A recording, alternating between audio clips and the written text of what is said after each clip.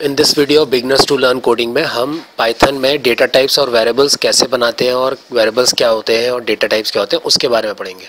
देखो, what is the first thing, what is data type. तो data type क्या चीज़ होती है? To identify the type of data use in a program. मतलब ये आइडेंटिफाई करता है, बताता है कि किस टाइप का डेटा किस टाइप के वेरिएबल के अंदर जाके स्टोर होगा, उसे आइडेंटिफाई कर लेता है। इसमें क्या करेंगे, हम जो डेटा टाइप बनाएंगे वो किस टाइप की वैल्यू है उसके बारे में हम यहाँ पर बात कर रहे हैं। तो डेटा टाइप्स पढ़ते हैं पहले। What are the types of data types in Python? Number, sequence, dictionary, boolean, ये हमारे कॉमन नेम्स है डेटा टाइप्स के। और नंबर्स में इंटीजर, फ्लोट एंड कॉम्प्लेक्स, ये तीन डेटा टाइप्स है। Integer, float and complex in numbers means all the three are being used to store numbers only, but different types of numbers we will discuss in the next slide. Second is sequence. Sequence क्या हुआ? एक sequence में बहुत सारी चीजें लिखी हुई हैं। Whatever is a sequence, sequence में कोई चीज दी है तो there are three types of sequence we are talking about: string, list and tuple. Next data type is dictionary and last one is boolean. Now first we discuss about numbers. तो numbers में हमने क्या करा? Integer, float and complex. The types of value that is being stored in integer, float and complex. Integer store numeric values 0 से 9 के combination में without decimal point. Float store floating point numbers, मतलब it will store numeric value with fractional value also, means 34.56, 23, -23.25 like this. And the third is complex. Number contain real and imaginary part. 2 plus 3j, this is a real and imaginary part. We will discuss in our next video also. अब एक चीज और, इसमें जो identity float complex होता है ना, हम C++ की तरह नहीं करते हैं इसमें, दैट कि हम पहले वेरिएबल को डिक्लेयर कर देंगे इंटीजर है। In Python when we initialize that variable, कि अगर हम यहाँ पर कोई वेरिएबल बनाते हैं x = 10 तो x इंटीजर बन जाएगा automatically. To know the data type of the variable in Python हमें एक फंक्शन का यूज करना पड़ता है जिसका नाम होता है type. This function display the data type name of that particular variable. इसके थ्रू हम पता कर सकते हैं कि वो किस टाइप का डेटा टाइप, वो क्या बना, इंटीजर बना, फ्लोट बना, कॉम्प्लेक्स बना, लिस्ट बना, टपल बना। For that we have to use this type. अब हम स्टडी करेंगे सीक्वेंस। सीक्वेंसेस पढ़ेंगे पाइथन में। तो सीक्वेंस में हमारे कौन कौन हो गए? स्ट्रिंग, लिस्ट और टपल हो गए। ये तीन हमारे सीक्वेंशियल हो गए। स्ट्रिंग में क्या होता है? सीक्वेंस ऑफ कैरेक्टर स्टोर होते हैं जो सिंगल और डबल कोट्स के अंदर आप लिखते हो, जैसे मैंने एग्जांपल में वेलकम लिखा है। ऐसे लिस्ट में क्या होता है? लिस्ट में जो है आपके स्क्वायर ब्रैकेट्स लगते हैं और अंदर जो वैल्यूज पास होती है वो सारी वैल्यूज कॉमा सेपरेटर से अलग अलग होती हैं, जैसे मैंने एग्जांपल में nm = ये मैंने बना रखा। तीसरा जो होता है वो टपल होता है। टपल में आपके पैरेंथेसिस लगते हैं और जो वैल्यूज होती है वो भी वैसे ही सेपरेट होती है जैसे लिस्ट में होती है, वैसे ही कॉमा लगता है, अंदर वैल्यूज भी वैसे ही पास होती है जैसे लिस्ट में पास होती है। बस डिफरेंस ये होता है कि लिस्ट में जो वैल्यूज होती है वो एडिटेबल है, मीन्स ये म्यूटेबल है।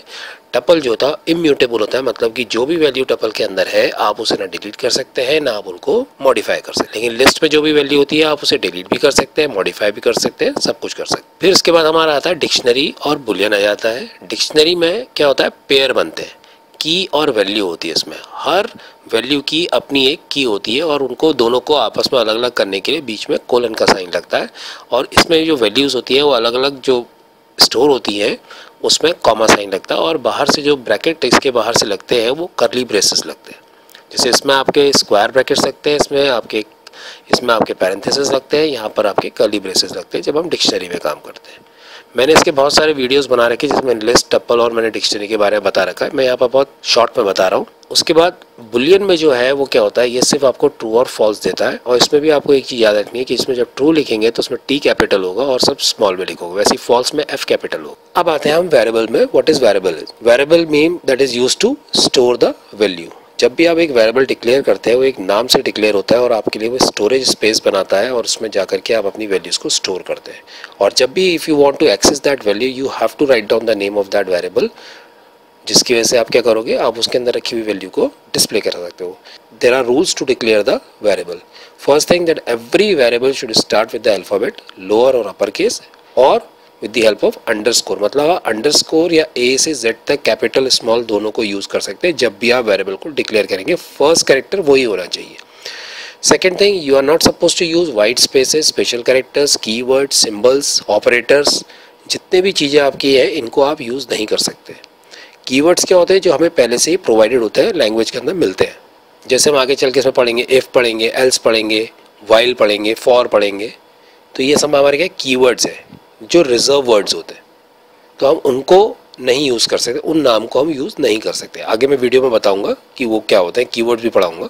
जब हम एक वेरिएबल को डिक्लेयर करते हैं तो how we going to declare a variable and how we assign the value. I am just going to show you 3 example. a equals to 10, nm equals to Sumit and sal equals to 78.89। अब इसको देखिए तुम खुद समझ जाओ कि a के अंदर 10 जा रहा है तो it's mean that a is a integer type, nm के अंदर स्ट्रिंग जा रहा है it's mean nm is a string type, sal के अंदर 78.89 जा रहा है तो sal is a float type. And values क्या हो रही हैं, ये राइट से लेफ्ट को जा रही है। तो कौन हो गया स्टोरेज एरिया किसका है, sal किस नाम, sal क्या है, एक वेरिएबल है जो आपकी वैल्यू को अपने अंदर स्टोर कर रहा है। वैसे nm एक वेरिएबल जो सुमित को स्टोर कर रहा है, वैसे a के वेरिएबल है जो 10 को स्टोर कर रहा है। तो ये 3 के 3 जो आपके बने ये हमारे क्या है, वेरिएबल्स है। जो आपकी जो राइट साइड में लिखे हुए हैं क्या है, दीज आर अवर वैल्यूज। और जो वैल्यूज इनको असाइन करा रहा है वो कौन है, assigning operator. This is called assigning operators. When we discuss about the operator, that time you will know what is the meaning of assigning operator is. तो ये 3 चीजें हो गई। Now we move to the next part, that how to assign a single value to a multiple variable.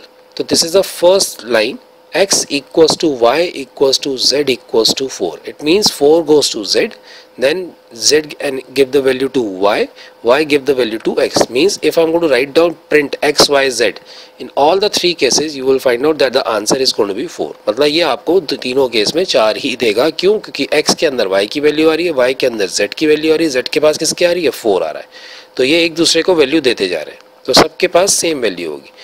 अगर आपसे question आता है assigning multiple values to multiple variable by using a single line, तो इसके लिए क्या करते हैं, हमें ये लाइन लिखी जाती है, जैसे roll number comma name comma age, ये 3 अलग अलग वेरिएबल है। कॉमा लगाना जरूरी है सेपरेटर। अगर आपने roll number space name space age दिया तो एरर आएगा।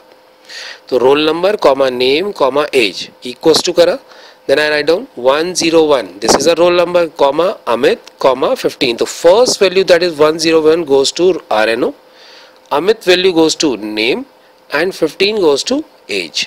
तो ये तीनों वैल्यू, और यहाँ पर भी आपको कॉमा सेपरेटर लगाना है, तब ये तीनों वैल्यू एक एक वेरिएबल के पास जाके ये स्टोर हो जाएंगे। When you write down the line of print in all the 3 cases you will see that 101 Amit and 15 is going to be display. बस ये याद रखो, ये मेथड है वैल्यूज को असाइन करने का। आगे चल के प्रोग्राम करेंगे तो वहाँ पर तुम खुद समझते जाओगे कि कैसे वेरिएबल के अंदर वैल्यू आ रही है, कैसे इनिशियलाइज हुआ, कैसे इस पर वर्किंग हो रही है। अब आते हैं एक सिंपल सा क्वेश्चन कर रहे हैं। हमने क्या करना है, एक वेरिएबल डिक्लेयर कर रहे हैं 2 और उसमें उसका नाम है roll number and name and we have to display the values. तो हमने क्या करा, पहले उसका एक सूडो बनाया, उसके बाद मैंने फ्लो चार्ट बनाया। सूडो में मैंने देखो अपनी अपनी लैंग्वेज में लिख दिया। मैंने कहा एक रोल नंबर है उसके 101 पड़ा है, एक नेम है उसके अंदर किम नाम का एक नेम स्टोर है। थर्ड लाइन में मैंने कहा डिस्प्ले कर दो रोल नंबर को और नेम को। ये मैंने अपनी लैंग्वेज में लिख दिया। इन द सेम वे मैंने उसको क्या करा, converted that to a flow chart. मैंने स्टार्ट लिखा, मैंने कहा एक रेक्टेंगुलर बॉक्स बनाया, उसके अंदर मैंने रोल नंबर इक्वल्स टू 101 लिख दिया, नेम इक्वल्स टू किम लिख दिया। तो ये इनिशियलाइजेशन हो गया।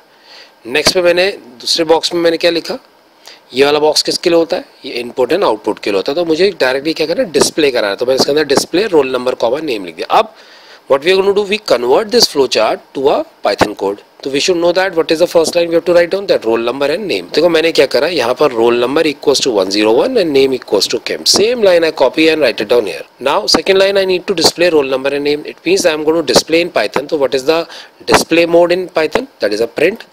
तो मैंने क्या करा, print bracket roll number equals to double quotes close. So what is this part? This is a statement part and this is your variable name. So I put the comma sign and write down roll number. Second line I write down print name. Second line print double quotes name equals to double quotes close comma name.